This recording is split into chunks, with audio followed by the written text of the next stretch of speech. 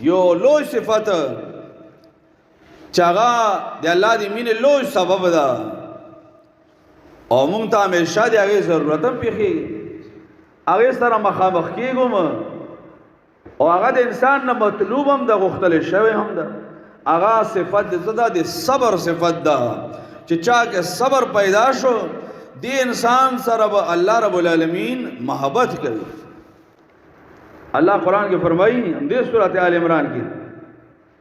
وَكَأَيٍّ مِّن نَّبِيٍّ قَاتَلَ مَعَهُ الرِّبِّيُّونَ كَثِيرٌ الله فرمایي چې الله ډېر انبیاء علیهم السلام قاتل معه چې د هغوی په ملګرتیا کې قتال او جهاد کړی و ربیون ډېر د الله والا خلکو کثیرون ډېرو زیاتو کړی و وګوره د صبر ته په ټولو زندګۍ کې ډېر ضرورت وي بیا خاص کر کې په جهاد کې ډېر زیات ضرورت دی ځکه جهاد کې تکلیفونه ډېر وي نو الله رب العالمین فرمایي چې دې مجاهدینو د الله د پاره چې جهاد کړی و ما ضعفوا لما اصابهم فی سبیل الله چې دوی ته کوم تکلیف ورسېده د هغې د وجې نه کمزوري شوي نه وو د دشمن مقابلې کې هغوی په سستیا پکې نه وه راغلی وما وهنوا وما ضعفوا وما استکانوا نه کمزوري یې ښکاره کړې وه وما استکانوا نه دشمن ته تابع شوي هم نه وو والله يحب الصابرین الله فرمایي الله مینه د چا سره کوي يحب الصابرین چې چا کې صبر ده رب العالمین د سره محبت شته رب د سره محبت کوي چا کې چې صبر ماده راغله د صبر صفت راغله دا ډېر لوی صفت ده ورونو او زندګۍ کې مختلف قسم حالات انسان راځي نو د هر شي یا هر خپل ځای باندې خپل صبر ده کله به دا صبر ضرورت څنګه وي د مونږ یو رشته دار یو خپلوان اولاد ښځه بچوی په دې کې به یو کس وفات شي دې کې لوی صبر دا ده چې انسان صبر وکړي وګوره ډېرو خلکو صبر دا وي چې په اول کې ډېر دی ګستاخۍ الفاظ هم په دې خولې باندې راولي ډېر د ګناه والا الفاظ هم بیا چې وخت تېر شي نو بیا وایي چې رب ظلم صبر دا صبر نه ده ګوره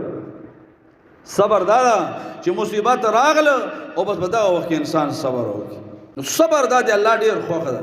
يحب الصابرین الله فرمایي چې زه مینه کوم د صبر نه گذار او یو آیات کې دی الله رب العالمین فرمایي ان الله مع الصابرین الله فرمایي زه ملګری یم کنه د صبر نه امام معیت خاصه ملګرتیا د چا سره چا کې صبر کله صبر انسان ته متوجي وي دي بیماری دی وجه انسان باندې یو بیماری راشي ځکه مونږ انسانان یو مونږ دا امکان لري چې مونږ مرض راځي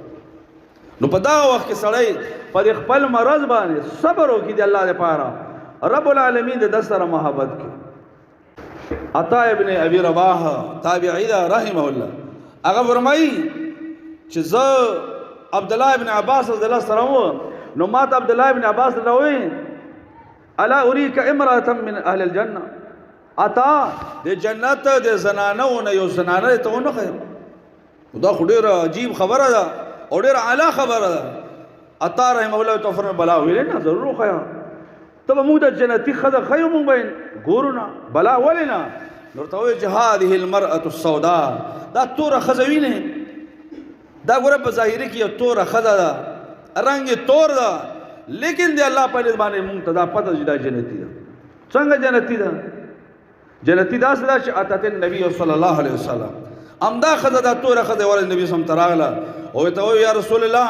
انی اسرع واتکشف اے د الله رسول سلام ما ته د الله نه دعا وغواړم ځکه زه مریض یم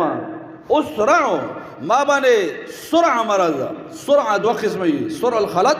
او سرعه الجن سرعه الخلط دا چې کله کله انسان دا سه وګورځي دا بدن ټول یخ شي او تخته شي د خولې نه جګونه روان شي چې موږ دته هغه میرګي مرض وته عربی کې د سرعه الخلط وي او یو سرعه الجن دا د پیریانو دی وجه نه جناتو دی وجه نو دې زنانو ته د پیریانو مسله و نو نبی صلی الله علیه وسلم ته دعا فرمایا دعا آپشن یې ورک ان كنت صبرت ولك الجنه زنانا یو آپشن دا د تاسو سره که صبر دی وکړو جنت به ویتا ہے بار وان شئت دعوت الله يعافيك قبل غواړي نه جنت په مقابله کې دا خو الله نه دعا وغواړم الله به دې جوړ کړي.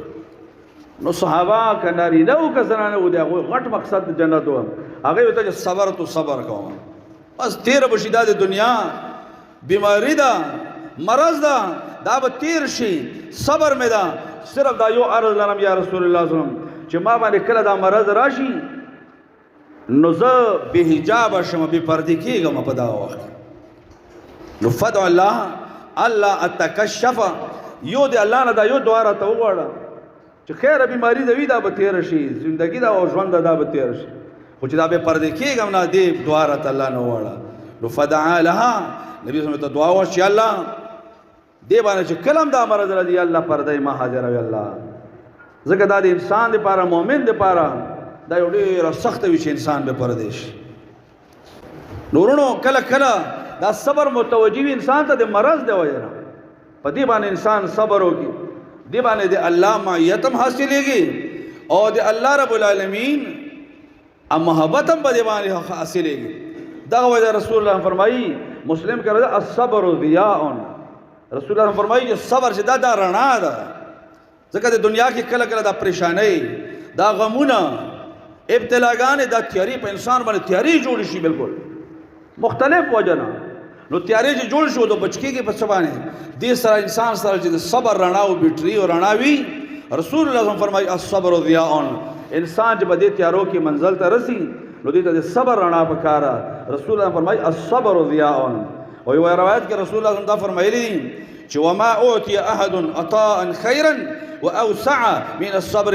انسان ته الله ډیر څه ورکړي دي خو د صبر نه لوی او فراخ ورکړي الله بل نه ورکړي چا کې چې الله صبر راولي او د صبر صفات چاته ورګي د دینه بهتر او چتا ورکړه الله رب العالمین بل نه ورکړي.